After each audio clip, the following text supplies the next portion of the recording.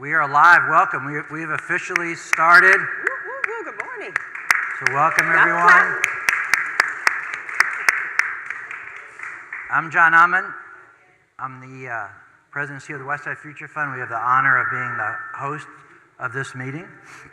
And thank you for being here. I do want to note for folks that we are live right now on social media channels. So we're live on YouTube. We're live on Facebook. So the cameras you see are picking up what's going on right now. And I'm very pleased to be here with my co-host, Ebony. Hey, good morning, everyone. Welcome. Welcome to the West Side. My name is Ebony Ford. I am an English Avenue resident. I am a very proud parent of my son, Jeremiah, who goes to Hollis Innovation Academy. Go Hollis. Back to school. Back to school. And I'm also the Director of Corporate and Community Engagement at Quest CDC, all here on the West Side. As I always say, the West Side is the best side. Everything else is just the rest side, okay? I did come up with that. Thank you. Thank y'all for being here. All right. Go ahead, John. Well, good morning. I always like to start our summits with who is a first-time person here. So if you've been here for the very first time, raise your hand. All right, we got a good number of first-timers, so welcome. Welcome, and so that you know our format for this morning, Evie and I are going to be up here for a couple more minutes. We always start our summit, ground our summit in a devotion from a member of the community. So I'll say more about that. And then once the devotion is finished, one of the things we take the time to do as part of, because what I've really appreciated about the collective work is building community by getting to know one another and how we can help one another. So we will take the time to do self-introductions, and then we will go to our exciting program with Danny from the Arthur M. Blank Family Foundation. And then we'll also be, when that part of the program is finished, we're excited that Dan and his team and Rodney from the same house are going to give an update on the Beloved Benefit. So thank you for doing that this morning. And then we also have a very exciting event at the end of September. I'm looking at my notes to make sure I say the date right. September 30th from 8 to 12 is our Ride for the West Side. So our Ride for the West Side, you can walk, you can run, jog, or you can bike. And so it'll be starting at our offices at 970 Jefferson. One of the things we love about the routes is we're very purposeful in lifting up some of the heritage and of the West Side. We're delighted to partner with Quest. Yes. So the proceeds are benefiting both the work of the West Side Future Fund and Quest, but the most important thing is to get out there, bring awareness to the work on the West Side. Absolutely. So I went last year, it was the inaugural year. So again, as John said, very, very excited for the second year to be partnering with Quest so that we can do even more to further the missions of both organizations, again, West Side Future Fund and Quest. So it is an awesome event. You're gonna love it, love it, love it. Come out, enjoy food, music, a heritage walking tour, games, and face painting. Jeremiah would love that. It's a community event, so children and families from our community are all invited. To learn more and to also register for the event, the website is westsidefuturefund.org/ride4westside. That's just the number 4. Again, westsidefuturefund.org/ride4westside. So make sure you guys register and come out September 30th. All right, thank you. So we're going to move to our devotion. Before I bring up our devotion speaker and introduce her, we, and especially for folks that are new to this, we draw inspiration from the lessons of Nehemiah in the Old Testament and rebuilding Jerusalem. And so we take a lot of inspiration from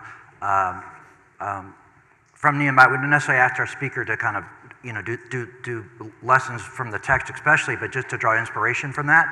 But it's also important that we always ground the beginning of our devotion with the devotion statement. So I'm going to read this out loud, but you can also see it on the screen. It's become our tradition to begin our meetings with a positive, inspirational message from a member of our community. Recognizing that many in our community are driven by their spiritual faith to participate in the West Side revitalization effort, the time at the beginning of our meetings is an opportunity to share various inspirational reflections. While the speakers may articulate their personal faith, it's meant to be inclusive, inspiring, and meaningful with the story of Nehemiah as our guide. And as I am delighted that Yvonne Jones, the chair of the MPU in English Avenue Vine, is going to give the devotion this morning. thank you. I think we have her full bio in our program you can see in our bulletin.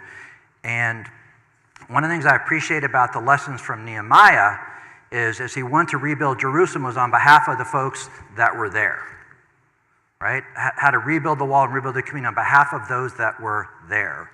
And as a longtime resident of English Avenue, what I also appreciate about Yvonne is how much he fights on behalf of her community, not fights, but advocates on behalf of her community, and also her intention on building community not just with folks she's known for a long time, but folks relatively new like myself. And she's always been a great partner in our work, so I really appreciate you doing our devotion this morning. We'll bring you on up and let you take it from here.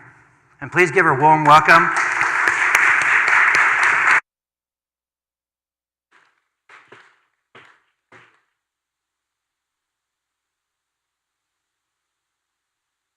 Well, I'm going to begin this morning by this little song, devotional. Oh, magnify the Lord, for he's worthy to be praised. Good morning and good day, Ashe and amen. I am so thankful to be here today to share with you this divine moment. It's really interesting to me and not coincidental. The last time and the first time I ever did devotional was right before the beloved benefit. And here I am again. And it's the beloved benefit. Right, Mr. Kathy? Yeah, so I'm excited about it. And when I was called upon, I could not possibly say no.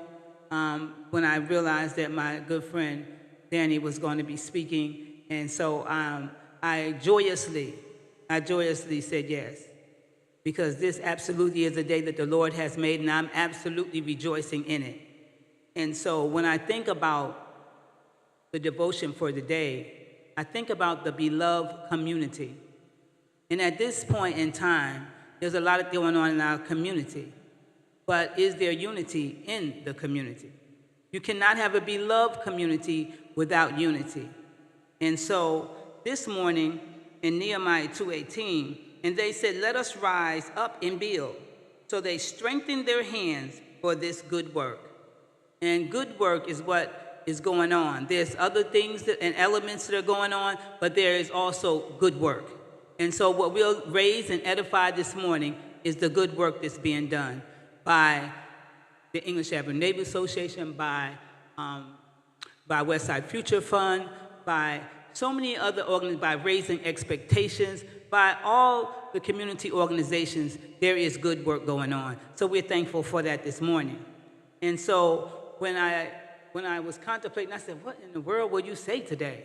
And then I said, come unity. And that's what we would like to invoke today. Come unity. We need the unity to move forward. And that's the only thing that will be able to propel us. When there's not unity, there is not strength. But where there is unity, it is strength and it's power, and it enables us to do the work that is before us, that we will strengthen our hands to do. Unity is what I would like to speak about this morning, because we come from diverse backgrounds, and people come to this gathering on Friday morning to speak about their organizations and how they want to work in the West Side and so forth. But if you do not engage the community, then there'll be no unity in it. You'll be doing stuff in a silo. Somebody's doing something over here in various places, but it is not in sync, not in harmony, and is not in unity. So come, unity, and unite with the community, that we will do a greater work together, and that we will accomplish those things which we put our hands to do. So as we gather together in unity, we must heal, because our neighborhood and our communities, and even you that are trying to do work in our neighborhood, have dealt with so many things in our lives and so much trauma and so many things that we need healing. We need healing inside as well as physical healing with all the health disparities in our community and throughout Atlanta. We do need healing. So I wanted to make that important, the healing aspect.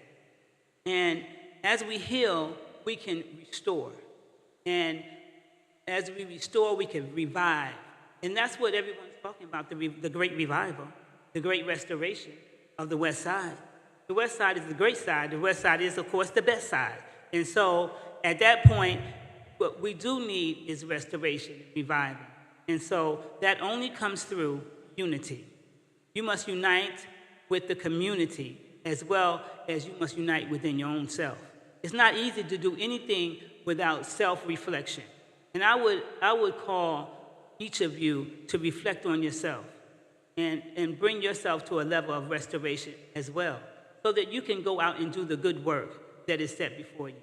I am thankful to be here, thankful for the opportunity, and what I would say is come, unity, the beloved community. Come, unity. Thank you.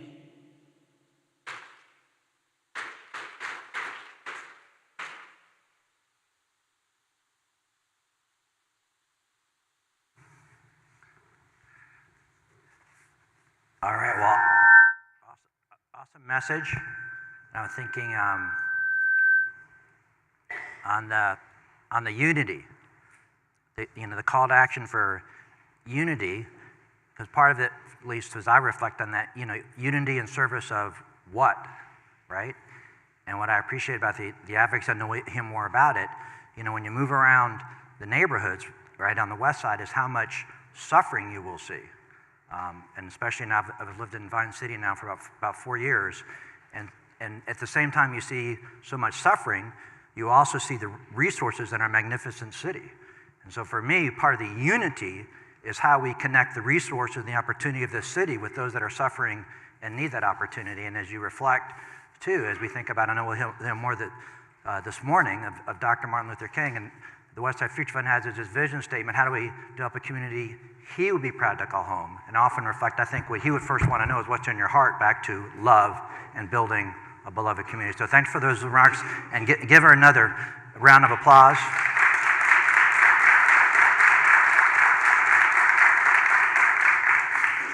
And I appreciate, we're now gonna, back to unity is getting to know one another. So now we're gonna do self-introductions, and for those that are new and for those that have been before, we're gonna start over with you in just a moment, and I'll ask you to stand up.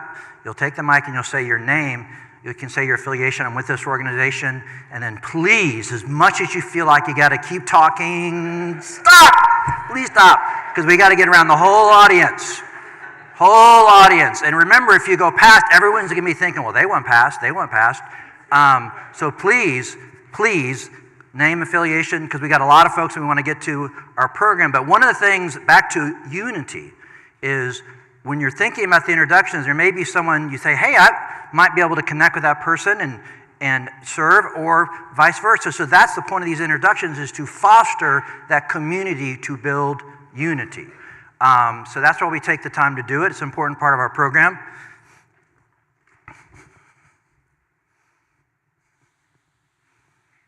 And hold the mic kind of close to your face when you say, all right. Heather Kersey with the Good Samaritan Health Center. Hi, I'm Jessica Hedden with Peace Preparatory Academy. Rue Gunter, English Avenue resident and with Peace Preparatory Academy. Good morning. I'm Dan Cathy with Chick-fil-A, and I'm a fan of all the graduates of the Booker T. Washington High School. Asad Majid with Ernest & Young.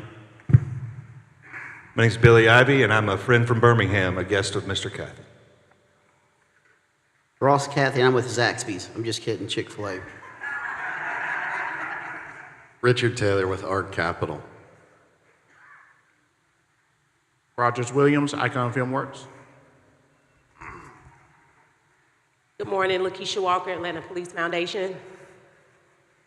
Good morning, Erica Collins, Atlanta Police Foundation. Good morning, Jasmine Carter, Atlanta Police Foundation.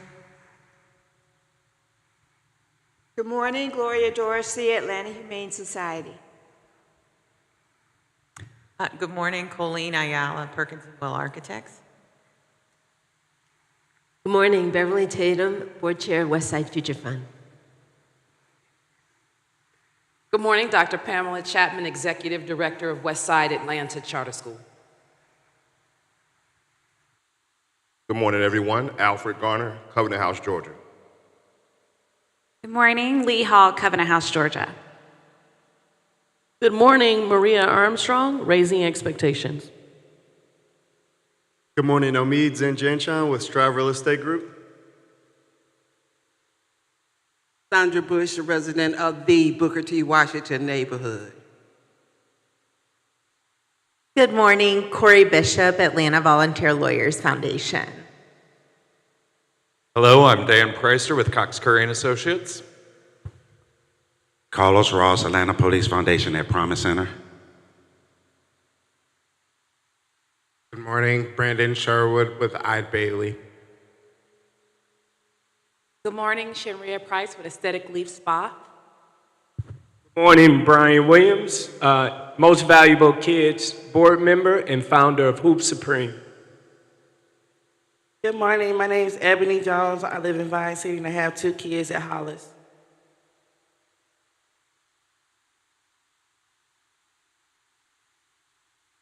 Good morning, Anthony Bellows. I'm a longtime Westside resident and volunteer. Good morning, Tangi Allen, Raising Expectations. Good morning, Andre Brown, Police Foundation. Good morning, Sarah Blackman with Chick-fil-A. Good morning, Vance Burgess, also with Chick-fil-A. Eddie Schrader with Kimley Horn. Katie Roberts, resident in Kimley Horn.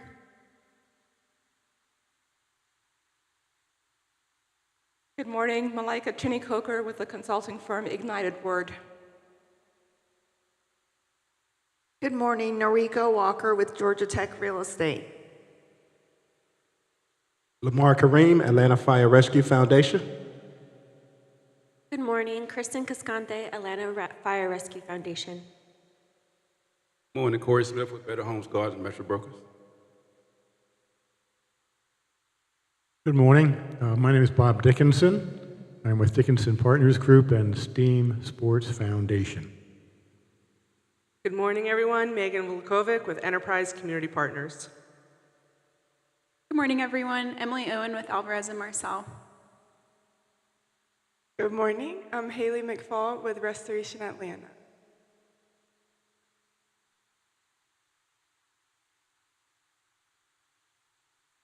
Gerald Peak, Icon Film Works. Good morning, I'm Tasha Ford, and I'm a proud alum of Clark Atlanta University. Good morning, everyone. My name is Adam Corneth. I'm with the Global Virtual Reality, Augmented Reality Association. Good morning, Linda Adams, Vine City resident. Good morning, I'm Shantae McLaughlin, intern from Morehouse School of Medicine with Bard Business. Good morning, I'm Lester Adams, new Ashview Heights resident, full-time employee at Paramount Pictures and small business owner. Good morning, I'm Shirley Coleman with the Sadie G. Mays Health and Rehabilitation Center. Good morning, I'm Mike Vincequer with Trees Atlanta. Good morning, Rebecca King, Atlanta Police Foundation. Good morning, Kelly Mackison with Atlanta Police Foundation. Morning, guys. Marcus Vayon Everett with the Atlanta Police Foundation. All right, peace and love. I'm Brother L, and I'm with Historic Westside Culture. Good morning, my name is Tracy Bates. I'm a servant of the West Side. I serve in the capacity of President of English Avenue Neighborhood Association, board member of Historic Westside Gardens, and president of Historic Westside Cultural Arts Council, and a resident. Good morning. My name is Myrna Clayton. I am Executive Director of Showability, empowering talented performing artists across the disability spectrum. Morning, Laura Case with South Base Institute. Hello, Kathleen Bryant with Partners in Change Free Life Coaching. Good morning, I'm Sylvia Russell. I'm on the board of directors of the West Side Future Fund and on the GO team for the Booker T. Washington High School. Good morning, Ebony Killian with Managing Broker of Sovereign Realty and Management. Good morning. I'm Dave Stockert, and I'm on the board of the Westside Future Fund. Good morning. I'm Virginia Hepner, also on the board of Westside Future. Good morning. I'm Vicki Escara, formerly an executive with Delta Airlines and currently with the Boston Consulting Group. Good morning. My name is Ehab Jalil. I'm the executive director with Ahmann Academy Charter Schools. Hi, good morning. My name is Kevin Patterson. I'm president of Optimal Development. Good morning. I'm Tanya M. Williams, broker and principal of Williams Realty and Consulting and property owner in English Avenue and the EANA Zoning, Housing, and Land Use Chair. Good morning, everyone. Happy Friday. Evan Karanovich with Chick-fil-A and Rodney Bullard's bodyguard.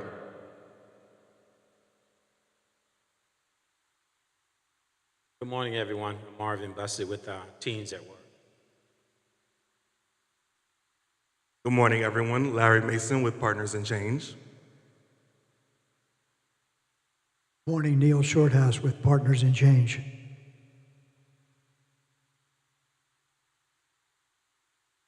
Good morning, everyone. Chantal Hebert-Clark, board member of Westside Future Fund and Go Team of Hollis Innovation Academy. Good morning. My name is Rodney Bullard, and I'm a Westside Future Fund board member, and I came here to carry Danny Shoy's bag, so thank you. My bag is secure. Good morning, everyone. Danny Shoy with the Arthur M. Blank Family Foundation and proud board member of the Westside Future Fund. Good morning. I'm Caroline Huston with the Arthur M. Blank Family Foundation.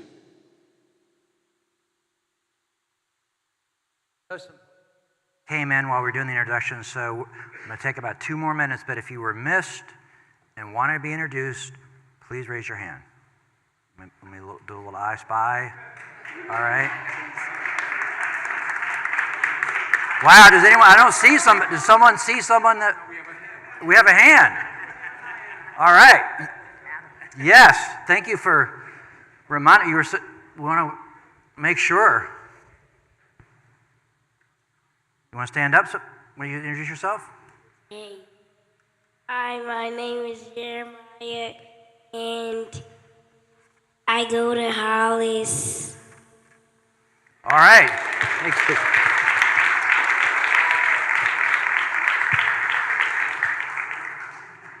Well, it's hard to follow, but raise your hand if I missed.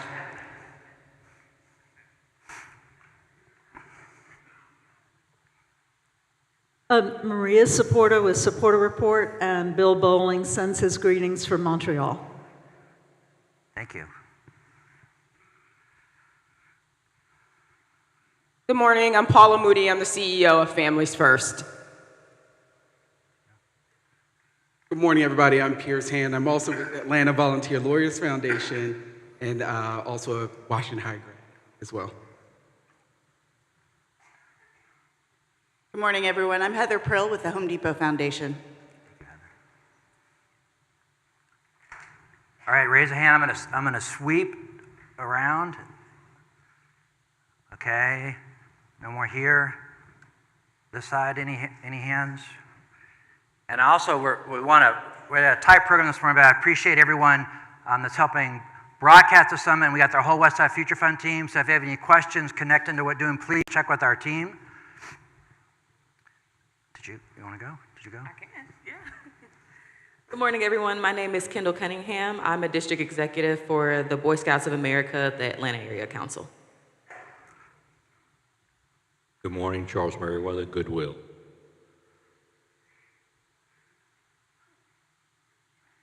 Drive past your house all the time. I need to. Good morning. I am Thelma Renault, and I have lived in English Avenue most of my life. President.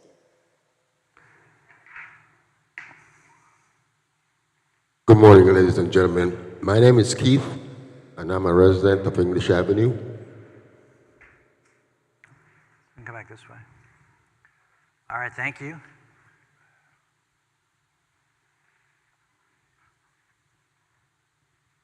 All right, well, give it up for yourselves for doing the introductions.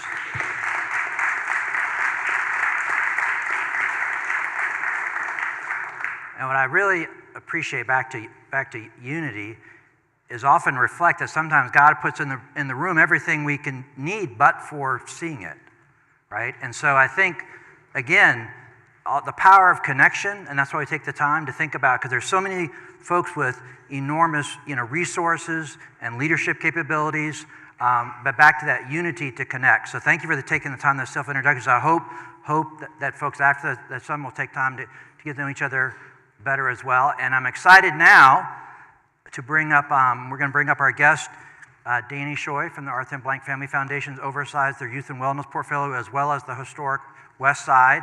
And to make sure we know we want to have great questions. And so Carolyn from the Arthur and Blank Family Foundation is going to serve as the moderator and ask Danny some questions. And then we're going to have a little bit of time for questions from the audience, right? Great.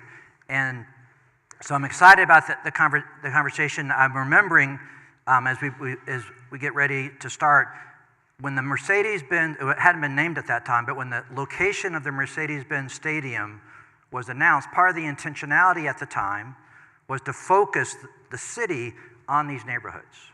I remember very well Mr. Arthur Blank, kind of the call to action of a lot of the corporate community. And I know Dan, you really stepped up, and Chick-fil-A and others, and the Home Depot, and other corporations really leaned into that call for action, that initial framing of how to really dig in and help these suffering neighborhoods with some unity of purpose. And I really appreciated yesterday, and I know we'll hear a lot from him, but one of the things you said, we did a tour late afternoon with some students that Danny had in town, and I was reflecting on something you said, and I'm looking for this morning, is often these neighborhoods are referred to, in certain ways, like, low wage, poverty. It's right, these frames are not particularly inviting. Like, what does that frame immediately do when you hear that frame? Oh, that's a poverty neighborhood. Danny, yesterday, in answer to a question from the students, framed everything as loss of connection to opportunity, right? That's the way you, so if you think about not poverty, but lack of connection to opportunity, opportunity for quality housing, opportunity for a great job, opportunity, the loss of connection to opportunity. So I really appreciate how you framed that yesterday. I know we'll hear more about how you're thinking about that in our panel discussion this morning. So thank you. Let's bring you on up. And let's give them a round of welcome as they come up.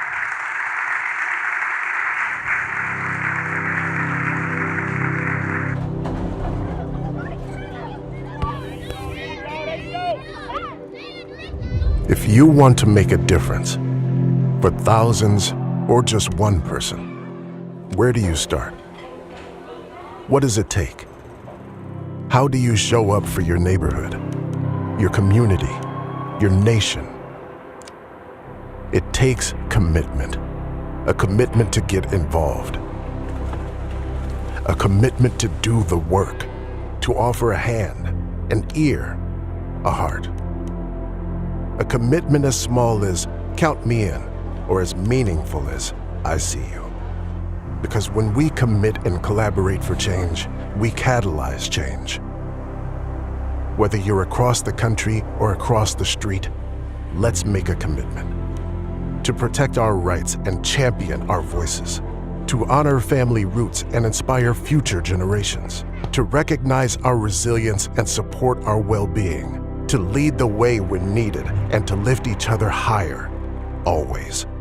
To unite because of our differences, not in spite of them. And to shift our approach to green energy so we may all have a brighter tomorrow. There are no ifs about it. Whether it's for thousands of people or just one, let's make more differences together. Because when we come together, we thrive together.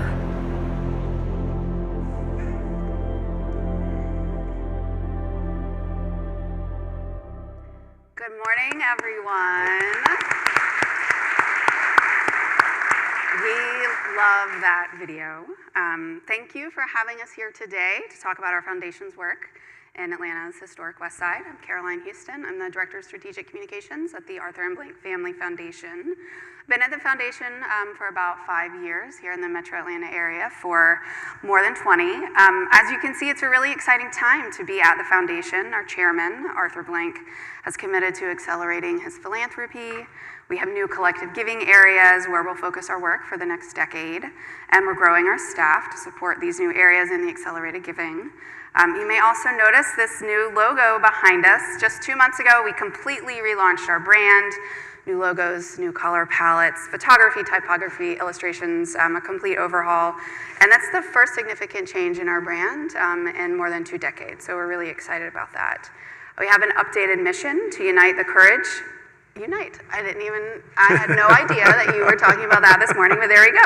We have an updated mission to unite the courage and compassion of our communities to take on tough challenges and thrive together. So we're here today to talk about the West Side and our evolved strategy for our work here, joined by Shoy Jr., who's our Managing Director for Atlanta's West Side and our Youth Development Portfolio. Some of you may know this is Danny's second stint at the Blank Foundation after spending 12 years at the Eastlake Foundation here in Atlanta, where he most recently served as president and CEO. Danny has 27 years of experience in the nonprofit sector, with organizations focused on youth and community development. And prior to joining Eastlake, he was with the Blank Foundation for nearly 10 years, and he was responsible for $28 million in grant making, primarily focused on youth development through education and arts and culture. I could go on and on about Danny's accomplishments. Many of you know him, and you know how focused and dedicated he is to his work. So let's hear directly from Danny. So first, for the very few people in the audience who don't know you, can you tell us how you ended up in Atlanta and how your career path led you to the Blank Foundation and specifically this role working in the West Side? Sure, thank you, Caroline. So I'm gonna come back to your question, but I wanna do something that my grandmother taught me, my late grandmother who helped to raise me for the 10 most formative years, early years of my life, and that is to give thanks. So I wanna thank the Westside Future Fund staff and Westside Future Fund board. I'm proud to be a member of the board and there are several board members here. I wanna thank God. You know the expression there, but for the grace of God go I. And I want to thank Sister Sade for the amazing devotional, her friendship and her support. I want to thank the Blank Family Foundation staff who are joining online. Maria stole a little bit of my thunder, which is our board member Bill Bowling is watching from Montreal because he had to be away for business. Otherwise, he would normally be here. And thanks so many of you that I've had the opportunity and privilege to partner with through the years. I'd be remiss if I did not acknowledge one person that I know missed introductions, and that is Tolton Pace. Today happens to be Tolton Pace's last day with the Home Depot Foundation. Tolton, stand up for a moment.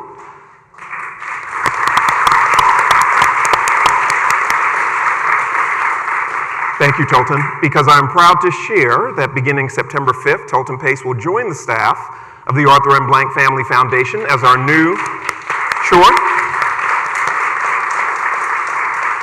senior program officer for the West Side of Atlanta. And Tolton is a native Atlantan, second generation native Atlantan, third generation to have lived in the West Side.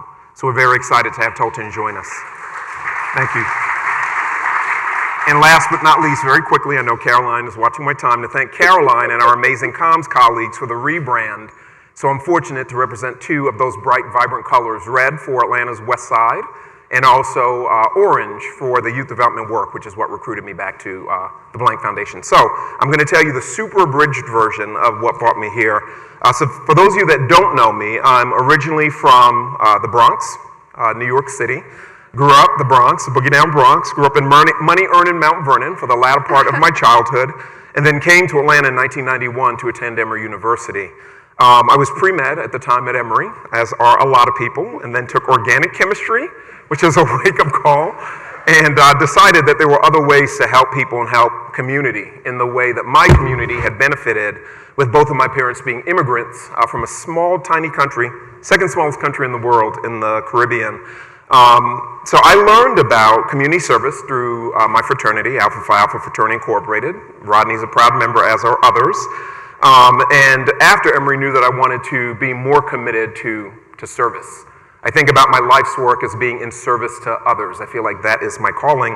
So I worked for a number of local community-based organizations focused on national and or local community service organizations like Hands On Atlanta, City Year in San Jose, California, which took me away for a short amount of time. Realized how much I missed Atlanta, so I returned to Atlanta. As you mentioned, had the opportunity, returned to Hands On Atlanta, worked at the Blank Foundation, 12 years at Eastlake, and returned to Blank Foundation last February. Seems like time is flying. Initially to lead the youth development work, and 2 months in was fortunate to inherit, and I really do mean inherit, the responsibility for Atlanta's West Side. Great.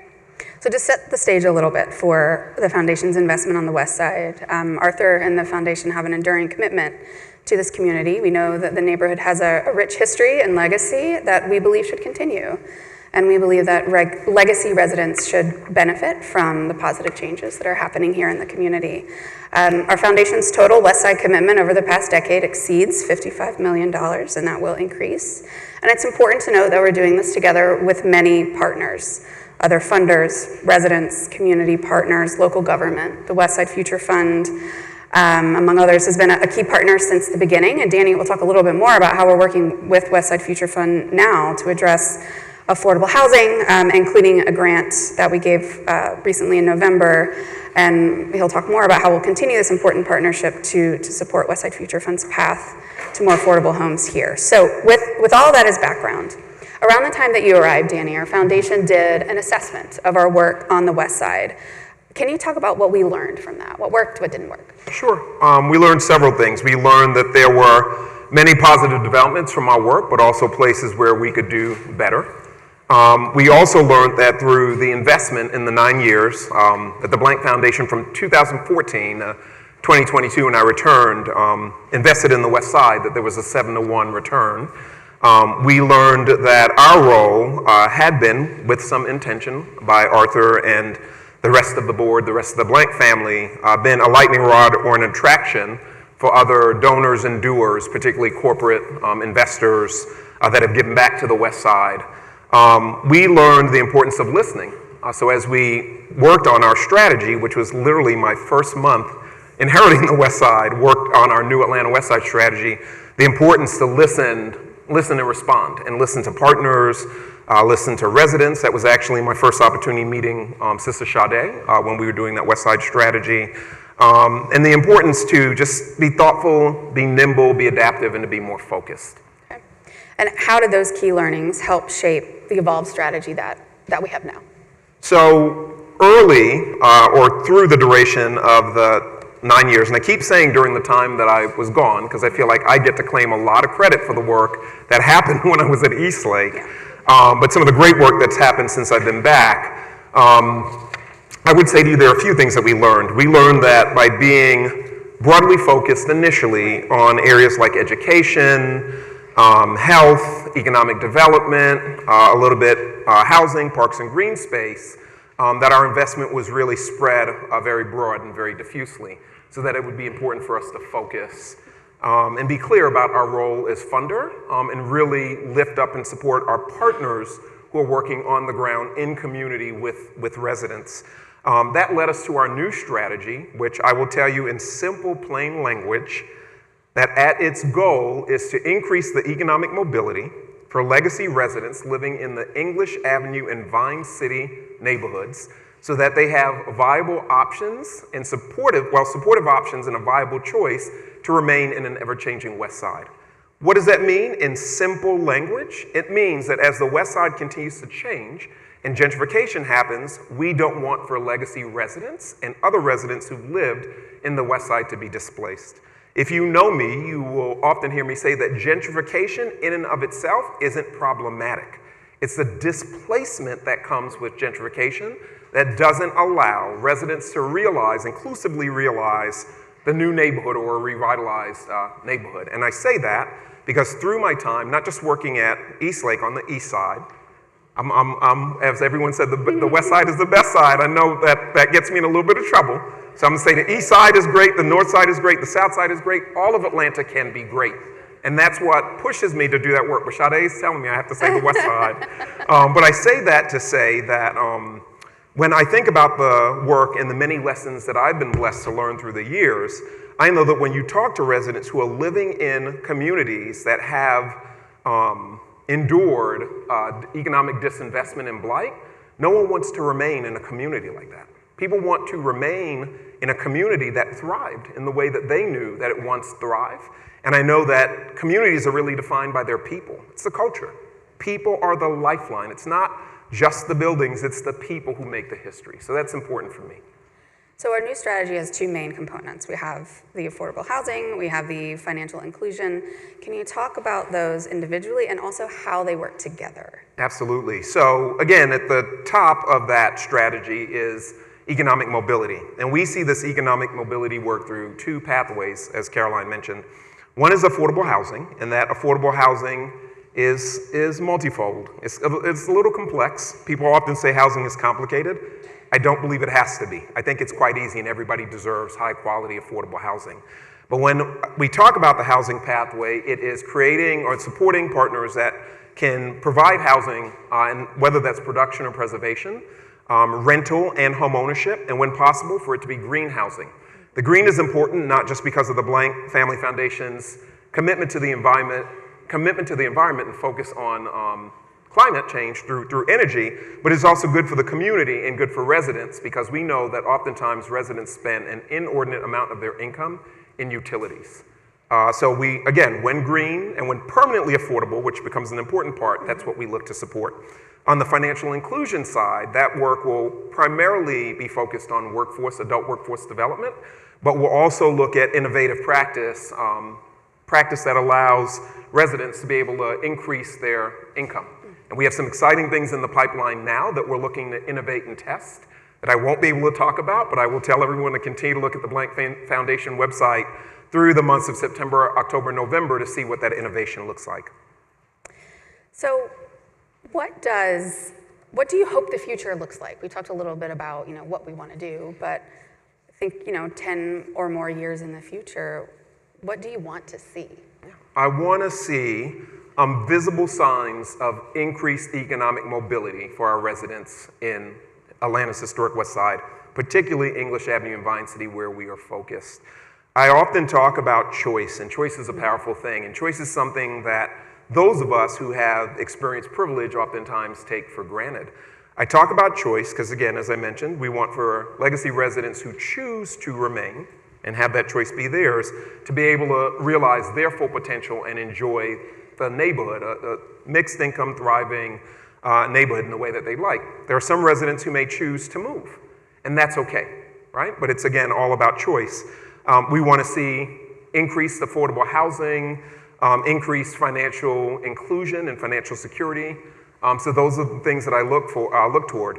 As John mentioned, I had the privilege of hosting the Babson students who are Blank scholars who came from Massachusetts, who've been with us through the week, touring and understanding not just the Blank Family Foundation, but the other Blank family of businesses.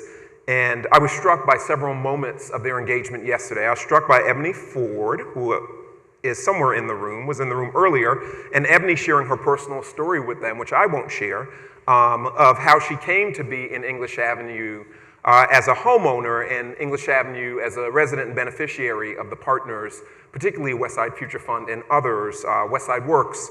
I was also moved by Miss Thelma, who I saw somewhere earlier. Miss Thelma, is she still? Yes, Miss Thelma, who spoke with such pride when we pulled up. She didn't know who she was talking to. We pulled up in a Sprinter. She didn't even see me. She saw the person that was driving. She saw Derek on the Westside Future Fund staff. And the pride in which you talked about the neighborhood is something that inspires me.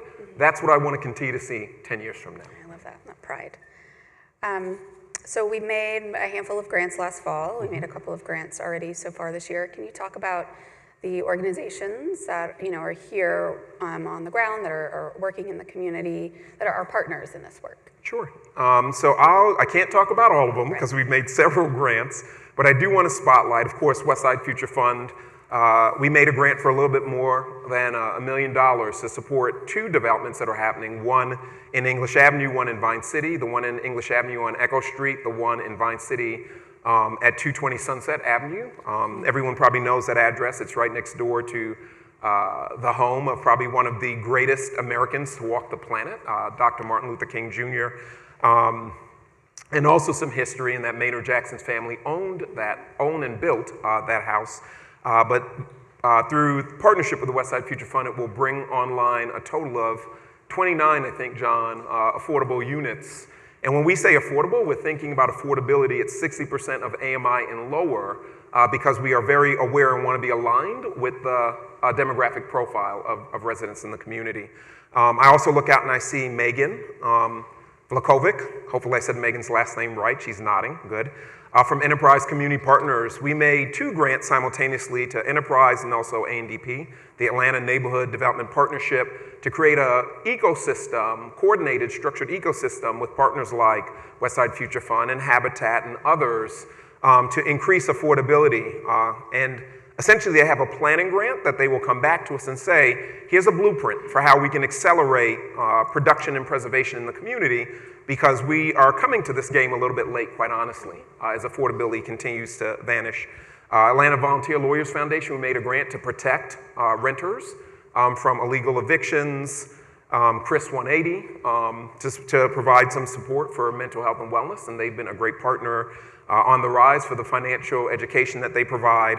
And then this past March, and I know I didn't go through all the November ones, this past March we made 2 big grants, one for Atlanta Land Trust, which represents innovation, to build 4 new permanently affordable homes that are net zero ready. Some of those homes will have accessory dwelling units, as we think about, again, the range of affordability in the neighborhood, and then also first step staffing. What we learned over the last 2 years, Suganthi Simon, who I don't think Suganthi's here, but Suganthi was the senior program officer for the Westside Atlanta who helped recruit me back to the Blank Foundation, interestingly enough, and others, and is now at JP Morgan. She's moved on to a promotional opportunity.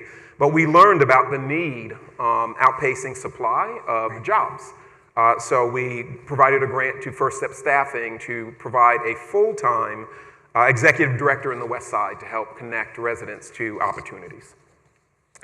So John mentioned Mercedes-Benz Stadium earlier, and you've mentioned some of Arthur's businesses. So we have this really unique opportunity to be connected to Arthur's for-profit businesses. And how are we leveraging that connection to make an impact beyond just grant making?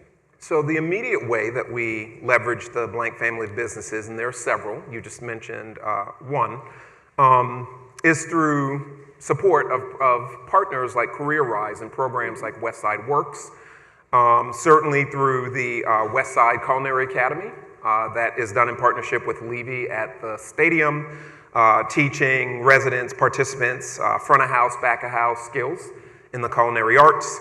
It's also through programs like Westside Ambassadors, which used to be part and operated by the Family Foundation. It was another lesson that we learned, is that sometimes that we're not the best operators. Right. So we transitioned that program out to the Blank family of businesses. And that program is for junior leaders or emerging leaders who are high school students and also young adults to be able to work on their, what people call soft skills. I hate the term soft skills because they're not necessarily soft, but I would say employability skills or essential life skills, things like resiliency, like perseverance, so that they can be successful in life. And I'd be remiss if I did not mention, even though it is not a for-profit, well, it is a for-profit, most of it is A&B West, which is Arthur's 4 ranches out in Paradise Valley in Montana. You see me branding here with intention, West Creek, which is set up on a conservation easement, is nonprofit in its purpose. It's where we bring our partners and thought leaders for 3 to 5 days at a time to convene out there in big sky country to do big sky thinking. So that's another way that we leverage beyond the grant making. And then I'd say the human resources. Right. We have associates across all the Blank family of businesses who volunteer and give up their time, which is one of the reasons I was excited to join the Westside Future Fund board. So you mentioned Montana. You spent a week in Montana this summer with some of our stakeholders in our Westside work. Does anybody here go to that week in Montana? I heard it was, all right, I heard it was. Sade was there too. I heard it was a very fun week. Yeah. The dance floor was popping. Okay, so what did you learn there in Big Sky country that she'll bring back here to the big city. Sure. Part of the Big Sky thinking that we did there helped me to realize the passion. The West Side does not lack passion. I know sometimes people talk about the contention. I don't see it as contentious. I see it as passionate people who care deeply about their community. Sade was there. Tracy Bates was there. I got to spend a lot of quality time with Tracy. Tolton was there, representing the Home Depot Foundation. And we had other philanthropy represented because we know that we can't do this work alone, that it's important for us to partner. I also learned through Cassandra Turner, everyone calls her Q, and John Helton's brilliant leadership, and through the partners, their career pathways partners that were there, about the rich opportunity for partners to coordinate, collaborate, and streamline so that they can work toward more efficiency, towards sustainability, and not just for the sake of the partner organizations, but for the sake of residents who need for the partners to be able to collaborate seamlessly so that they have easy access to the services that are provided. So I'd say those are probably the biggest things that I learned, and also the importance to listen. So those of you who don't know me, I listen. I try to listen deeply. I talk fast. My grandma is probably like looking down from heaven saying, slow down. But I know we're trying to cover a lot of ground. We have 2 questions left, so All right. I think we're good. So we saw in the video, we have some new giving areas. We have environment, youth development, democracy, West Side, and mental health and well-being. So how are you working together with our foundation colleagues to have some of those other areas find expression within the West Side?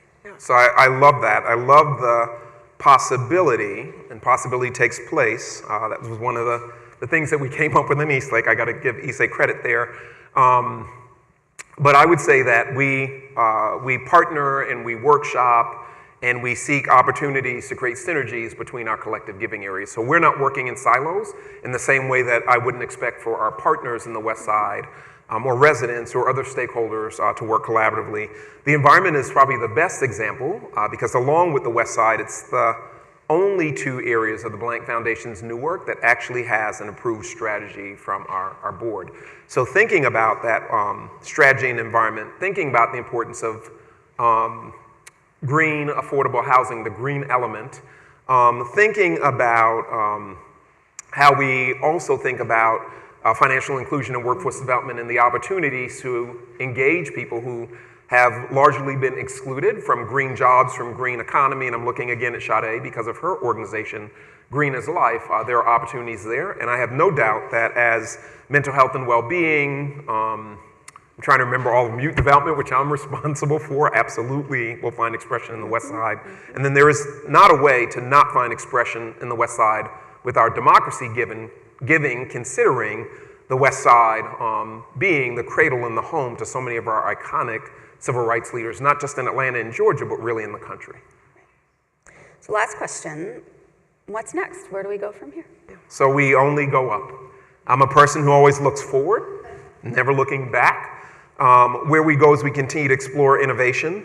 Arthur talks about the importance of innovating continuously as one of the Blank family of businesses' core values. He talks about so many of our core values in his book, Good Company. So I want to continue to partner. Even though Tolton will be the face that you see more often in the West Side, I am not going away, so you will continue to see me. I've had 1 or 2 people already ask me that, if that means they won't see me anymore. It means that you will see the partnership, as I mentioned, particularly youth development and the other areas, but youth development, which I'm responsible for. The future is bright. It means that there have to be more opportunities like this summit to bring people together. And that's probably a good point for me to announce with a great level of pride that the Blank Family Foundation has approved a grant, a new grant to the Westside Future Fund of, well, I won't say the amount, but I'll say an amount to cover 4 of these summits, including the one today, but 3 in 2024, because we realize the importance of bringing community together in the way that we have this morning. So very excited about that. And I will say, in the 30 seconds that we have left, I would not be a good Westside Future Fund board member if I did not say to our housing partners, to our financial inclusion partners, but particularly to our housing partners, thinking about the Westside Future Fund's Next Chapter campaign. to realize the Westside Future Fund's goal of 1,500 affordable rental units, 250 homes. Hopefully I got those numbers right, that we have to accelerate that work. So Blank Family Foundation certainly will consider our role in that and would invite all others who are donors and doers to also think about how we accelerate this work. Thank you, Danny. Thank you, Caroline. About our strategy, and wanted to open it up to the audience for any questions from y'all. So just to gauge, we have about 6 or 7 minutes for questions to keep us on time. So we might not get to everyone's questions, just want to acknowledge that. But I'm going to go to the first hand, Mr. Bellows. All right, yes. And John, just as you go to the first question, I want to quickly acknowledge my colleague Casey Anderson, who's probably joining online, who came to us from the stadium in March. Casey is my administrative and program associate, who covers me on Atlanta's West Side on youth development, and then my colleague Wendy Feliz in democracy. So I realize that there are people in the audience who I've been meaning to connect with that I haven't yet because of 5 trips to Montana, week-long trips since May. Casey's your gal. Casey is the person to connect to. So I say that because if we don't get to your question, Casey is the person to reach out to help you get connected to me if you reach out to me and you have a little bit of trouble. Well, good morning. My question is about, we need a grocery store in this area. We don't have anywhere to go within a mile of here to fresh food and fruits. So is that in your plans? Sure. So absolutely an importance of access to fresh, nutritious food. I know all too well that oftentimes our communities are food deserts, and that has certainly impact on the health of the community.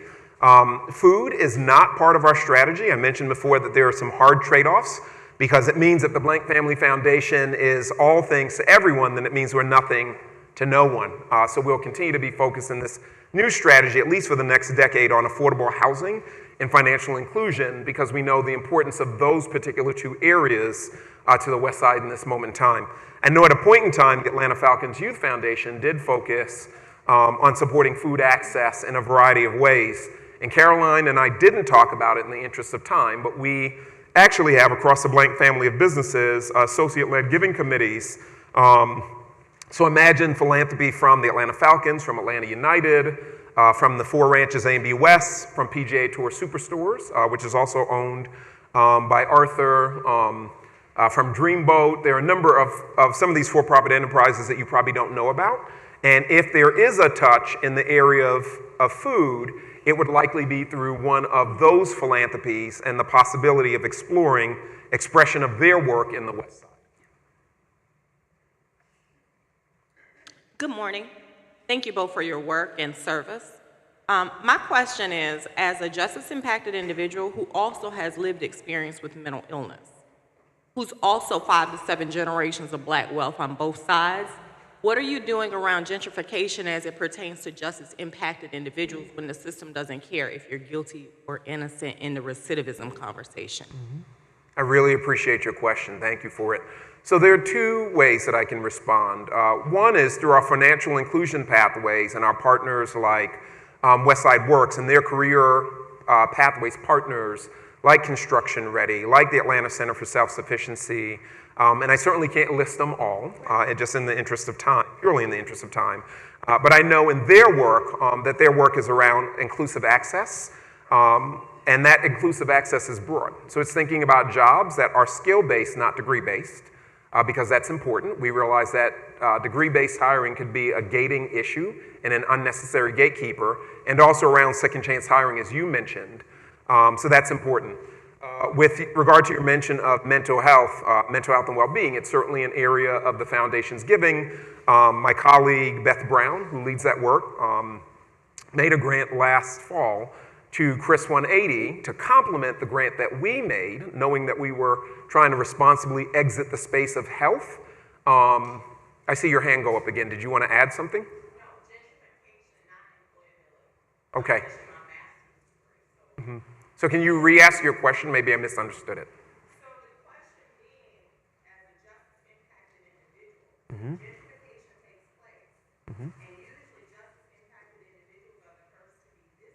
Ah.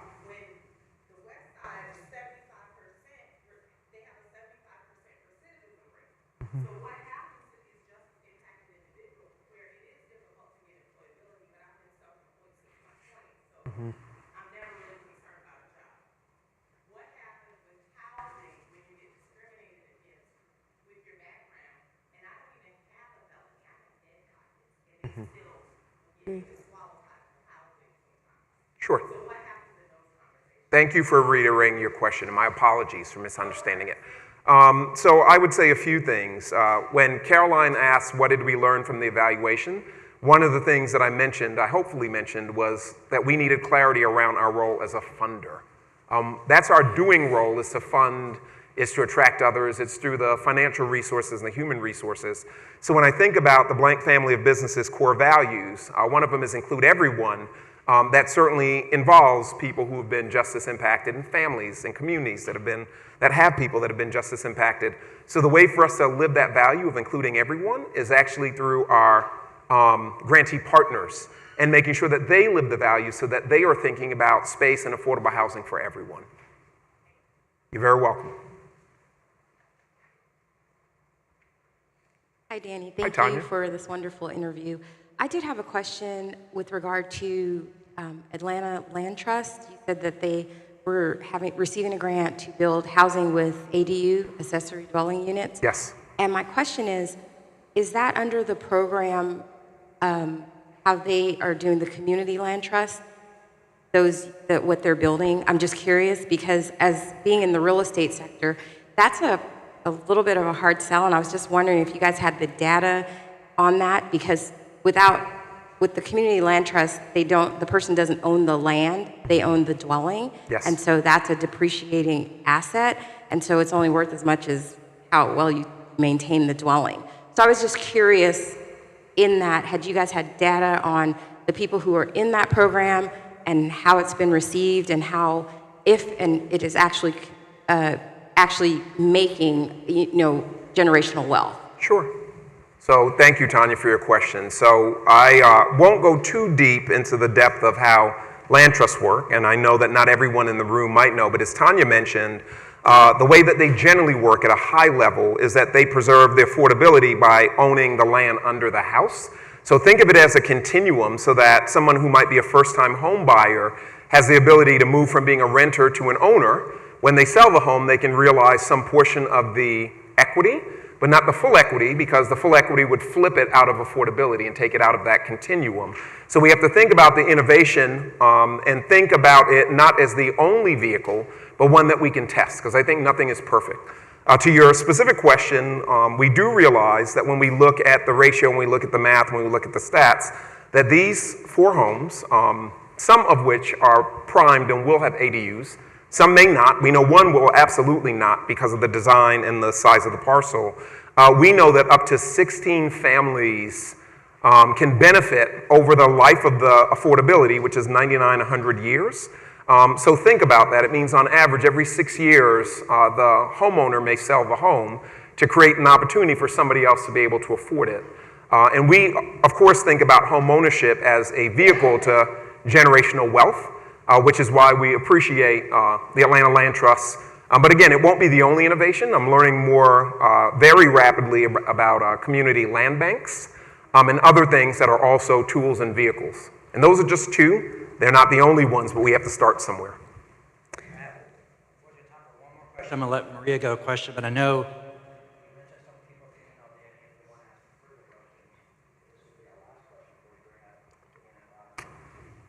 and I'm going to mention Dan here. Back in 2015, February of 2015, Dan said in an interview with me, the great divide in the state of Georgia is Northside Drive.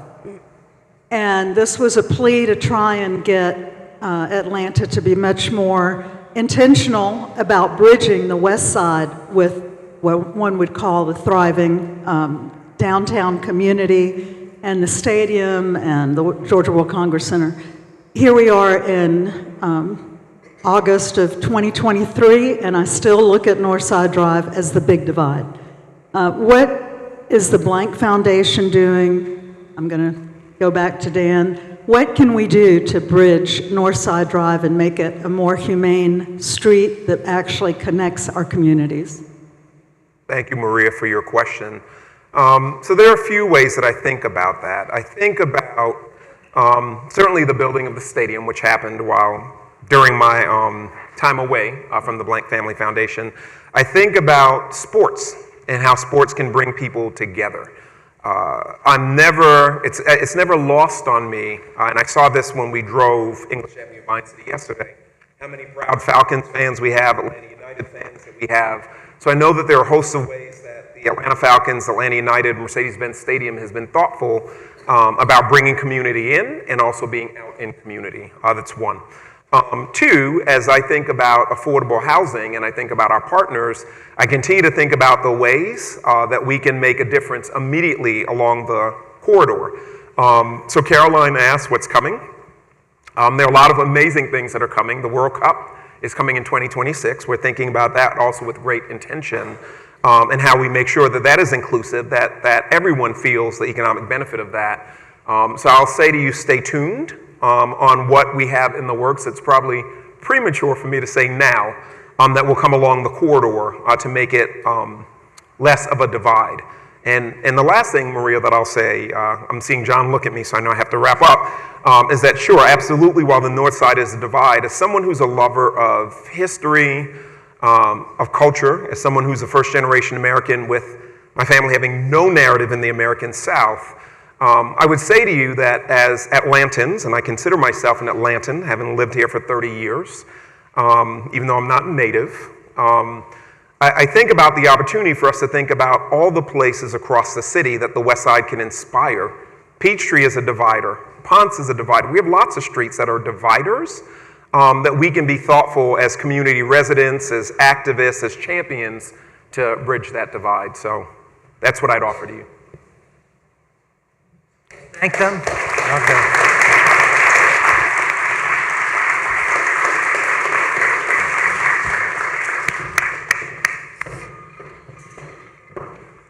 Awesome. Thanks to you both. Thank you. We're going to transition, but as we do that, some reflections. Yes, absolutely. I appreciate the conversation. That was awesome. And two things stood out that Danny said that took me a while to kind of understand that the difference as well. It's not the displacement that's the problem, because no one wants to live in a blighted neighborhood.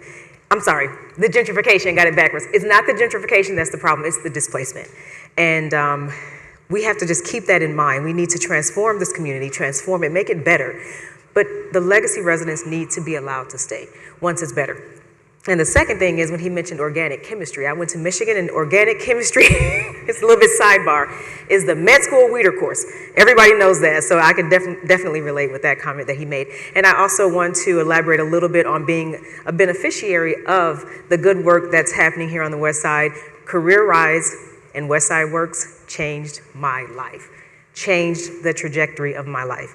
And so I'm just very appreciative personally for the work that's being done here, and let's keep it going. Thank you. Thank you. Yes, Quest, for sure. And I appreciate it. And I appreciate the commitment of the Same House, the Arthur and Blank Family Foundation, the Home Depot Foundation, a lot of others that have enabled us to stand up more high quality, affordable housing geared and prioritized for residents from the community. And I was reminded of this importance over the weekend when we relocated a family in something that was affordable, but none of us would want to live in. And relocated to Villas at the Dome, the Westside Future Fund thankfully owned. The family, back to the different resources we now have back to opportunity. Two of the children went to the YMCA in Vine City, which is affordable thanks to a Head Start and other programs, but that was something that was very intentionally. Two of the other children went to Hollis Innovation Academy, right? They both worked at a dollar store, but back to connecting with better economic opportunities at the job training so they can earn better wages. He took the transit station to work at the hourly wage worker at Truist Stadium at the Braves. But the different resources that were very intentional, because not just high quality housing, which is so important that I've learned it's a health crisis, the housing issues in the city. But having high quality housing so they can stabilize and connect into these resources. Back to your question on the recidivism, we have another young man at the Villas at the Dome, went through the Promise Center, through that program. He does have an open docket too, We don't ding people for that. I know others do, but he's at Villas at the Dome. He got a job through First Step Staffing. He's working this today, and he wants so the quality housing to connect, but the other resources in this community back to unity. So thank you, and thank you for all that support. And I'm excited now. We're going to hear from Rodney and Dan about the same house and the beloved benefit. The Westside Future Fund has been very fortunate to benefit from the very beginning and pumping a lot of that resource back into our quality housing. So I know we're going to play a short video and hear a great update. And thank you, Dan and Rodney, for giving us this update this morning. We'll bring you up while the video plays. On August 24th, 2023, the beloved benefit, presented by the same house, is back and better than ever. We'll pack the Georgia World Congress Center with an incredible show of love for the city of Atlanta. Come celebrate organizations creating economic mobility in our city. Hosted by renowned sports commentator Maria Taylor and comedian and hometown hero Chris Tucker. Featuring surprise guests, artists, and speakers. And a jaw-dropping finale performance from the one and only John Legend. New location, new beneficiaries, new headliner. On August 24th, 2023, the beloved benefit is back. Join us.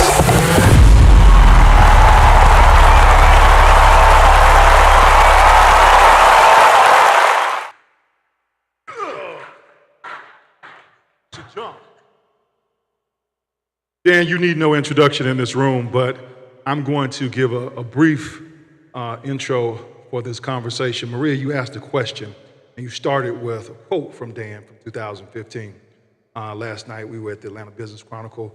Dan was honored as a Lifetime Achievement honoree for the Atlanta Business Chronicle, and they had a host of pictures because Dan is very proud of the work he has done with Chick-fil-A, but even more so, he's proud of the work he's done on the west side of Atlanta.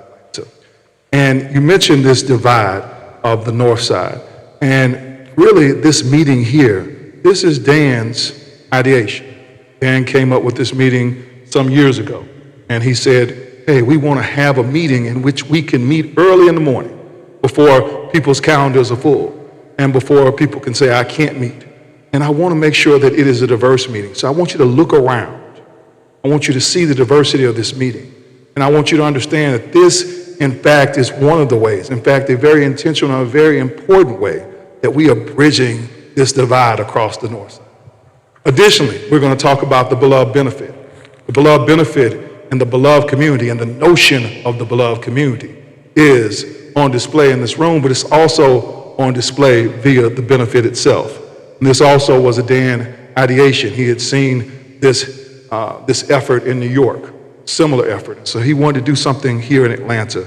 And so we want to talk about the beloved benefit 2024. We've had the opportunity, 2023, I'm already getting to 2024. 2023, we've had the opportunity to have this 3 years previously.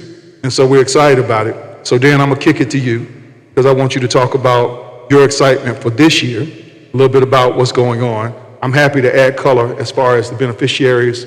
We have raised over $12 million, and this year we will top this. And those dollars have gone back to organizations like the Westside Future Fund, but even more so, the origin story is the West Side. The birth and the genesis of the beloved benefit is the West Side. So Dan, I'll kick it to you, my friend. Well, thank you, Rodney, and a joy to be with all of you here today, and I just want to salute our colleagues from the Arthur and Blank Family Foundation.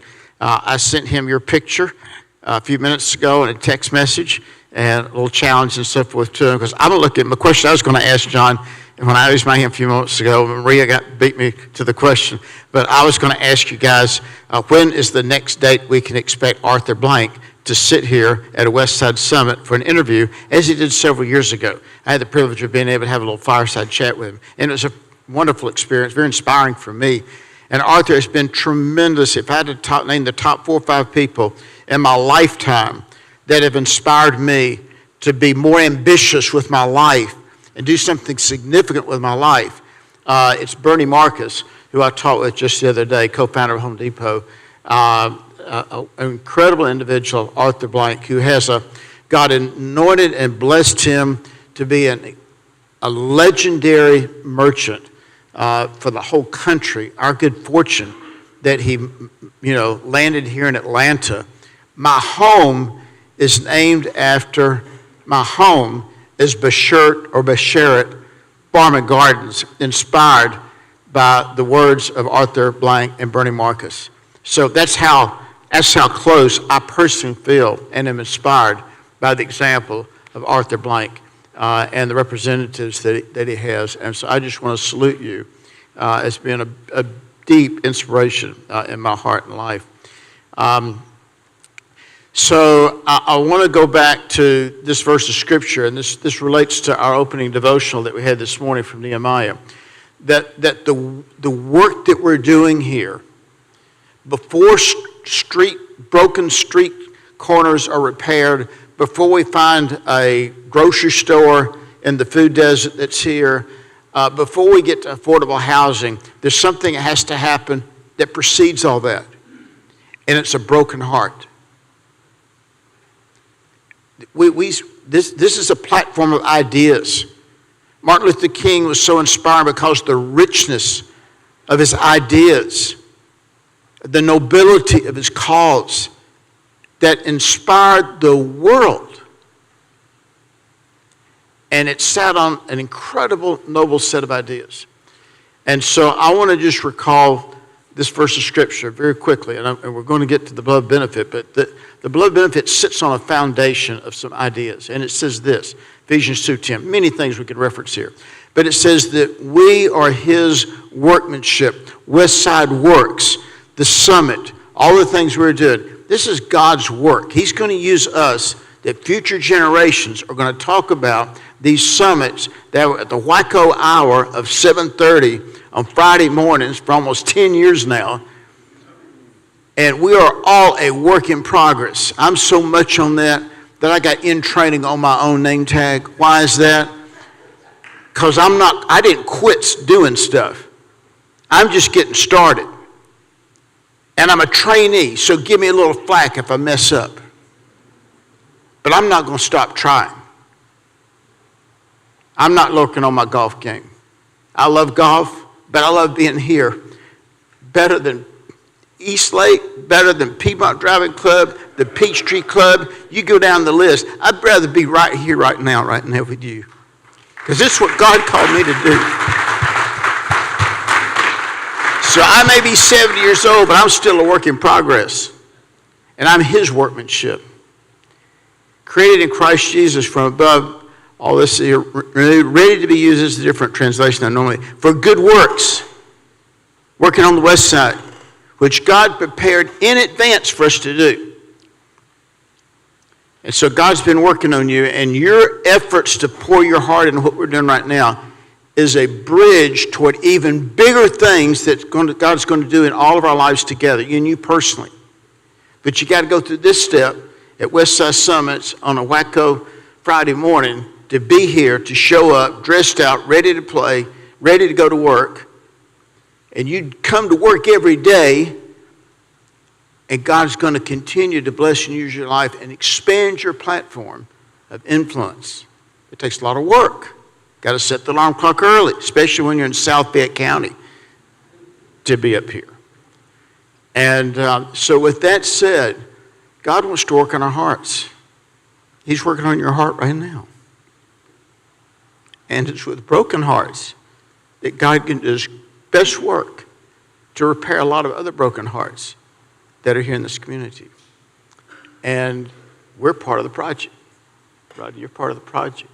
John, you're part of the project. I look at your life, John, and I see the Westside Summit transformation in John Ahmann over here. He still doesn't know how to grow hair. But boy, I've seen God work in his heart, over these years and his leadership here with the Westside Future Fund. So the beloved benefit is another idea. We saw the Robin Hood event on 60 Minutes a number of years ago, featured, where God had worked in the life of a hunky-dory guy that made investment banker. And he was raising, tens of millions of dollars Why can't we do this in Atlanta and do it even better? And I'm not sure what you're going to be doing next Thursday night. Maybe you got to be at your son's baseball game, or they got a party. Be at that party. Be at the baseball game. But if it's anything less than a big family commitment, we all need to be at the World Congress Center this next Thursday night to experience this. I want all of you to please be there. This is a mega event for us. It's the biggest event I think that we do here in the city of Atlanta. It's absolutely the biggest dollar spend, I can tell you for sure, that we do. And it's intended to inspire us all. And they started putting up rigging yesterday, rigging all the lights. It's a big production at the World Congress Center. Rehearsals have been going on for a long time. We got John Legend. Last time I personally saw John Legend was when Arthur Blank had him at a big party before the last Super Bowl we had here in Atlanta. So I sent him a little text and said, your buddy John Legend's coming next Thursday. Come be with us at the Beloved Benefit. So it's going to be an exciting evening, and it's going to be very inspiring. And we're going to see a showcase of wonderful, talented young people and artists right here in the West Side, other areas of Atlanta. It's going to be an exciting evening. It's going to be impactful. You know, I mentioned that we raised over $12 million from the prior Beloved Benefits. $5.3 million went to the West Side directly. $800,000 went to the West Side directly. Over $6.2 million last year went throughout the city of Atlanta. And economic mobility. As an aside, Tolton and Danny are a blessing. You all saw that on display. You will continue to feel that up close and personal. But when we talk about economic mobility, this isn't accidental. We know that economic mobility is important. I've never seen a community of poverty fail to have issues of crime, education, or health outcomes. And I've never seen a community of wealth have systemic issues of any of those. Because at the end of the day, when you have the ability economically, you do better, you have more resource, you create more opportunity. And that's what we want, to create that choice, which is an opportunity. And so through education, through entrepreneurship, through employment, we know we can create economic mobility. Unless you win the lottery or you steal, that's the only way you can create economic mobility. Education, employment, or entrepreneurship. And so the organizations we're supporting are going to receive those dollars. Now, Rodney, I mentioned that I was inspired one Sunday evening watching 60 Minutes when they profiled an investment banker in New York. And here we are, we're doing our third Beloved Benefit, and we may be on the eve of spawning and inspiring some 10 other cities. So tell us about that. So Atlanta influences everything. You all know that. I'm a native Atlanta myself, born and raised. My father pastored on the west side. I grew up on the east side, so I claim both. But at the end of the day, we can take what we are incubating here and take it to other cities, because the issues of Atlanta, the issues of the west side, they exist in every major city throughout this country. And so we're going to have Salt Lake City, Houston, Dallas, Detroit, Chicago come in. And they're also going to see what we're doing here in Atlanta. They're going to see organizations like the Westside Future Fund. And the question is, how can we learn from one another? How can we sharpen each other's iron? And so there are programs there that we want to bring in. Westside Future Fund came because we went to Cincinnati, John. And we went up on Dan's plane and we saw what they were doing at 3 CDC. We came back here, and in fact, we were able to do it even better. And so what programs can we export? What programs can we import? And the Beloved Benefit is one of those programs we think we can export. So we're going to be riding around the bus. We're bringing these folks in. I'm not sure how many total delegates we've got from 10 other cities that are coming here, and we get to brag on the Westside Future Fund and John Ahmann and all the great work that all you're doing. And people are inspired by what's happened. We got a lot of problems. We still got broken sidewalks. We still got trees we need to plant. You know, for Trees Atlanta, we've got a lot of work to do. We got, people giving us a bunch of flack for what's going on with the Atlanta Police Foundation. I mean, we got trouble all over here. But we've made a lot of progress, and we still got challenges going on. But there are other people that are wanting to come to Atlanta and see what we got going on here.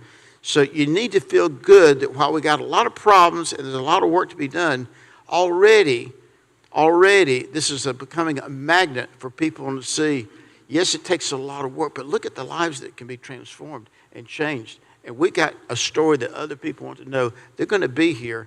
And so y'all polish up your front driveway when we come riding through town here next Wednesday and Thursday, because they want to see our progress and they want to see how to put on a transformative event like we'll have this next Thursday. So come out August 24th, Georgia World Congress Center. We have John Legend, Maria Taylor, Chris Tucker. We're going to have a wonderful event, but this is truly a party for a purpose. And we're going to be impactful, and we're going to do it together. The one thing as we dismount, Dan saw this event in New York, and it was a wonderful event. And we went up and we went to see it. And I'll never forget there were these big round tables, and I was right next to Oprah's table. But I couldn't get to Oprah because there were so many people there. There were bodyguards, and it didn't feel like an event, even though they were raising money to reduce poverty in New York. There weren't any poor people there. And so at the end of the day, we don't want to introduce poverty. We want to introduce this sense of community. Everybody is welcome. And so come as you are, no black tie. If I see you in a black tie, we will laugh at you. But come, look good, have a great time, and you're welcome.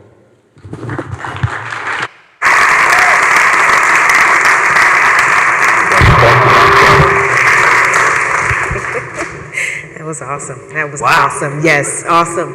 Beloved event, I'm telling y'all, come out August 24th. You will absolutely love it. It was the time of my life last year, so please come out. I want to invite everyone to subscribe, follow. Get engaged with us. We're on Twitter, Instagram, Facebook, LinkedIn, and also if you're watching on YouTube today, make sure you like and subscribe. Okay, next time come out in person. We want to see your face. And join us back here September 15th. Microsoft will be in the house. Anything else, John? Final thanks, Sade, Danny, Rodney, and Dan Cathy for reminding us the transformation of the heart. Right, and as we all forth go down, I want to go back to that unity call to action. Unity in service of what? And one of my favorite sermons from Dr. Martin Luther King is the drum major instinct. Right, and he called upon us to be a drum major for justice.